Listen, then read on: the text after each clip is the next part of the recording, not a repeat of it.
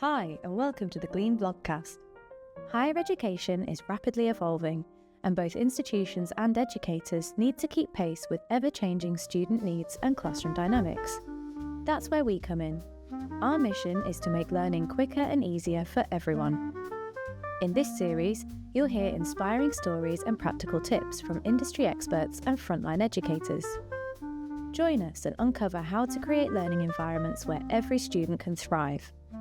Let's dive in. So welcome to this webinar series we're running here at Glean called Accommodations in the Digital Age.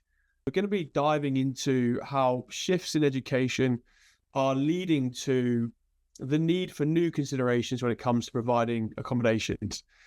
Today we'll be looking at transforming YouTube into a powerful study tool with interactive notes. So it's great to have you with us. Welcome, especially if this is your first Glean webinar. My name is Mace Wilshire. My role at Glean is to help organizations understand the story behind who we are and the story behind our product and the impact it can have on learners across the world. And I worked at Glean for just under 3 years. And prior to that, I worked within the educational technology space, supporting career services. For me, I have a great interest in learning science and cognitive science and the ways in which that science can inform and impact the technologies that are built and how they can then, of course, impact the end user. So why do we as an organization exist? Now, we want to enable people like you to support students better and help improve their outcomes. Now, we are already trusted to do this at over 700 higher education institutions who now use our note-taking technology, our learning technology, for improving and enhancing note-taking accommodations, but in general, student success initiatives. So how can note-taking enhance student learning outcomes? That's the role that we play. Now, as we begin, I do have a question for you all here. Now, what percentage of students do you think turn to YouTube for supplemental education outside of class? So what percentage of students do you think turn to YouTube for supplemental education outside of class? Is it less than 10%? Is it up to 25%? More than 50%? Studies have shown that over 90% of students turn to YouTube for supplemental education outside class, with over 1 billion hours watched daily. YouTube has essentially become a top site for teens, adults, and a lot of different people to learn informally. I was just watching YouTube this very morning, and I'd be lying if I didn't say that sometimes I hop on YouTube occasionally while I'm at work as well. There's so much useful information there. Now, with 91% of Americans between the age of 18 and 29 watching videos, we know that informal learning happens alongside formal learning online. Now, students use informal and back channels to find appealing content, to clarify, they connect, to form opinions on formal learning materials, as well as using YouTube for study tips, memory hacks, well-being tips. This video platform with over 2.7 billion active users and over 1 billion hours watched daily has become part of the fabric of modern learning. In fact, an organization called TechSmith did a study that found that respondents favored content between 10 to 19 minutes long. So I will aim to keep a lot of the content I deliver today, the core of the content, within those parameters. So YouTube's powerful recommendation algorithm analyzes viewing patterns and surfaces relevant tutorials, explanations, and summaries tailored to each student's needs. By providing instruction in visual, auditory, and kinetic formats, YouTube caters those diverse learners and helps improve retention of information. Now, a 2019 study published in the International Journal of Teaching and Learning in Higher Education found that 95% of college student participants used YouTube for learning and cited reasons like accessibility, visual components, and ease of understanding content. When tackling assignments or studying for their exams, students increasingly search YouTube for video summaries and step-by-step walkthroughs explaining key class topics. And I'm sure a lot of us in our own day-to-day, outside of our work life, outside of our education, are using YouTube to help overcome various tasks and activities we need to get done. Just the other day, I had to fix a handle on my window, and I learned how to do that over YouTube. Now, in a McGraw-Hill education survey, over 60% of students frequently use YouTube videos to improve understanding and study efficiently. Students also curate personalized playlists to review before assessments, and I'll talk a little bit more about those personalized playlists and the algorithms in just a short while. But this isn't a new thing, right? So students aren't entering tertiary education, higher education, and supporting their classroom learning with YouTube for the first time. A 2022 survey of over 1,500 middle school students found that 68% watch YouTube videos to supplement what they are learning in school. So they're already doing it for a great part. So how then can we support that as they move into higher education as well? In a McGraw-Hill education survey, over 60% of students frequently use YouTube videos to study efficiently. As disability support professionals, as individuals focused on access and success, we really want to ensure that your students have that equitable access in all aspects of learning. We want to help them develop strong habits that frame those activities to be learning activities. So if students are using YouTube in their studying and consuming on average a daily watch time of 90 minutes of educational content, how are students going to remember that important information? How do we help put guide rails around student activities, sharing our expertise as educators to help frame these videos as true learning activities? So I do want to spend a very, very short moment now to run you through a little demo of how perhaps you can do it using a solution like Glean. How can we make that content usable and accessible and capture information from it and then study from it afterwards as well? Then finally over here, you can see this, we've got root hair plexus coming up onto the root and the bulb of this hair follicle. The root hair plexus is going to be afferent neuron pathways which sense the changes in bending of the hair shaft. Right? And the hair shaft is anything that sticks up above the epidermis. The root of the hair is below the epidermis and in the dermis until we get down to this widened part, which is the bulb of the hair. Then the last thing we need to look at for hair is the arrector pili muscle, which when it contracts... There we go. I'll stop there. I want it to be very, very brief. I wanted to give you an idea of some of the functionality that we could use to make the process of capturing from something like YouTube a lot easier to do. Now, there is a lot more functionality which the student can utilize throughout the product to do that, right? And that doesn't necessarily have to be through a solution like Glean. That could very much be through other mediums of handwritten notes, through different study strategies as well. But Glean incorporates a lot of those into one product. Now, YouTube facilitates active learning by allowing students to control the pace in which they're hearing that content. And you can do very similar things to that within Glean when you're listening back. But while watching, students pause to take detailed notes. They reflect. They often discuss concepts, perhaps with their peers, and absorb information at their own pace. Now, using Glean's innovative note technology, that does make that a bit easier. Now, while I didn't demonstrate all of that, simply pausing the video on YouTube stops the audio pickup within Glean and allows them perhaps to expand on their notes in a bit more detail. Now, that's not necessarily something that these students can do in their live classrooms, right? We're not able to say, hey, Prof, can you just pause for a minute here? But that's the benefit often of taking that learning outside of the classroom, of being able to do things at our own pace. And that really does help reduce a lot of that stress for the student. So the pressure is off because they can take simple notes like I did in that example there and come back to it all later on when they have a bit more time. listen back to that playback, enhance their knowledge on various different things. But Glean itself enables the students to easily highlight, annotate, and bookmark those key moments in the video to return to later. Now, these capabilities aid that critical thinking and greater possibility for the storage of that information when they explore those concepts later on. YouTube's comment section. Now, I had that expanded in a view where actually the comment section wasn't available, but it's a great opportunity to facilitate those collaborative discourse around video topics. How often are you watching, a random video and there is a debate, sometimes often an argument going on?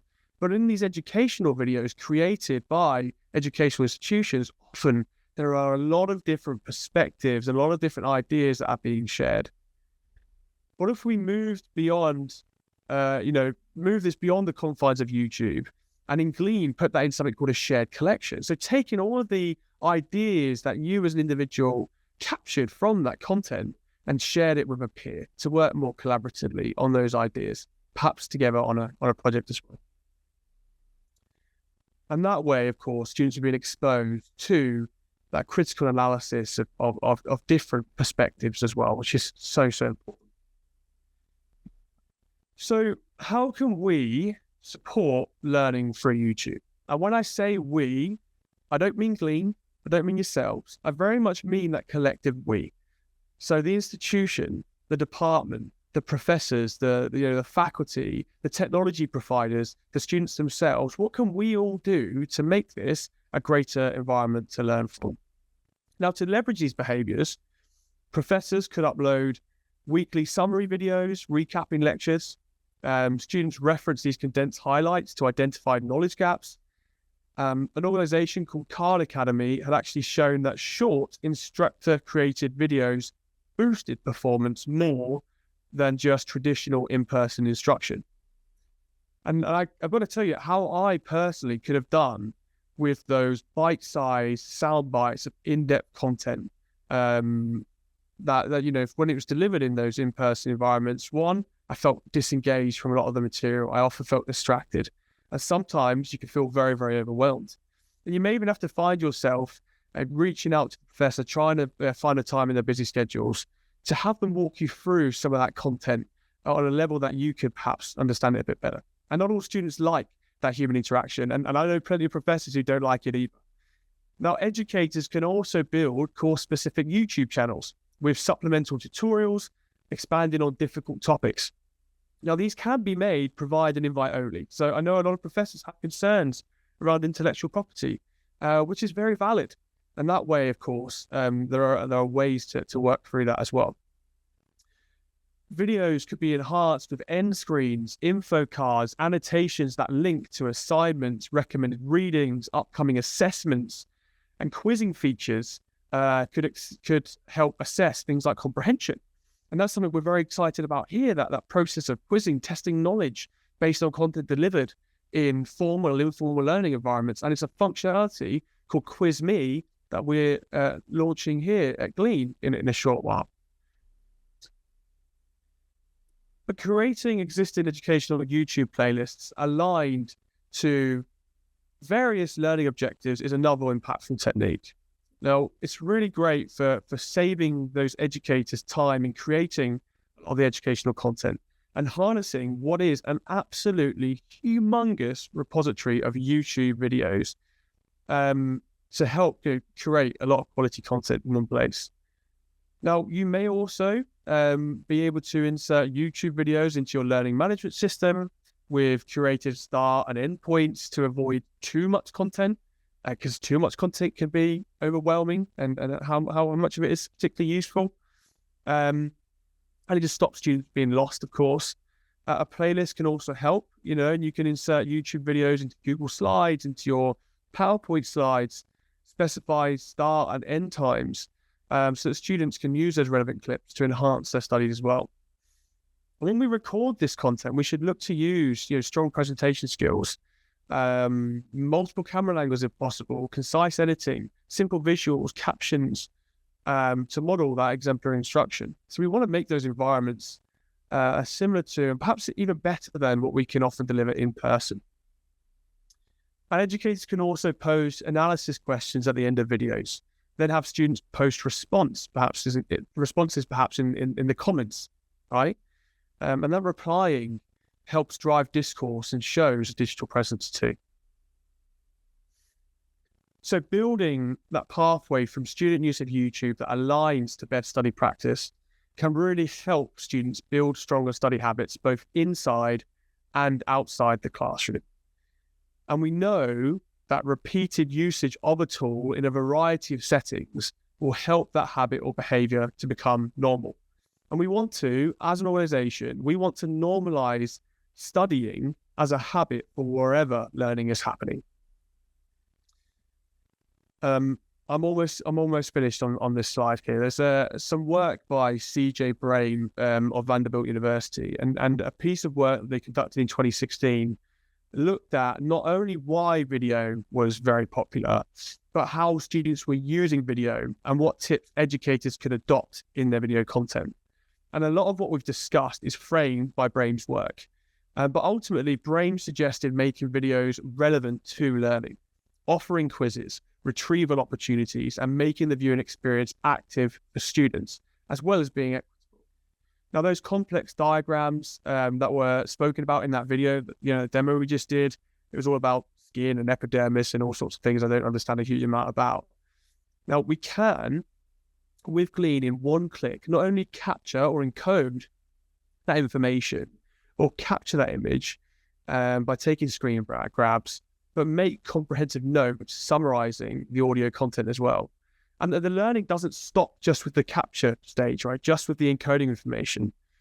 The product will save those notes, and after the video, students can just return to those sections to connect those segments of audio and the basic notes and prior learning and work through that to make YouTube a powerful learning experience. And we know that the act of recall is often more effective for the learning process than the listening event itself. And we want to give them the ability to actually utilize knowledge captured in formal and informal learning environments. So without a tool like Glean to interact with a lot of video content, video does have its limitations. As some of you may be familiar with the term illusory learning, transient effect, cognitive overload, I'm sure is one you're very familiar with. So we want to ensure that we can bypass a lot of those challenges that come with it, because we also acknowledge that a lot of things like video can be very distracting and we can fall into rabbit holes. We want to avoid that and make it useful. So there are different ways as well, encouraging learners to set up, profiles associated with their email address, where they can train the algorithm to pull through relevant content based on their course from their searches, rather than things like the NFL's biggest hits or random cat videos, which I'm sure we've all fallen into a maze of watching. But to finish on this, I just want to share an example by Purdue University, who are big advocates of Glean. Now, Purdue created the Purdue Communicators Council, the PCC, to coordinate messaging and share best practices. The university also grew its YouTube channel from 1.96 to 27.9 million views in 1 year. That we learn from our peers. Research increasingly shows that thoughtfully integrating YouTube in and out of class significantly improves learning outcomes. And leveraging this versatile platform requires utilizing its unique tools to dare, enhance, discuss, analyze educational videos. And it makes sense. Students are already using YouTube. Perhaps we could encourage a better use or provide guidelines on how students could be using YouTube, or how the faculty that we work with could make that content more accessible, could make that content more bite-sized and manageable, to help ensure that we're all working towards improving those learning outcomes across the board. Now, educators have an exciting opportunity to engage digitally savvy learners, but I don't necessarily think it's just digitally savvy learners that will benefit from utilizing content found on YouTube. And it doesn't require a digitally savvy learner to utilize a technology as easy as Glean. And we want, with a small time investment from institutions, a lot of this content is there ready to be used. We want YouTube to become a portal for interactive, multimodal instruction that can be aided by Glean's innovative note-taking technology. Thank you very much, everyone. Bye-bye. We'll see you all soon. Thanks for listening to the Glean Blogcast. Turn on your notifications and follow us on socials to be the first to know about the next instalment. See you next time.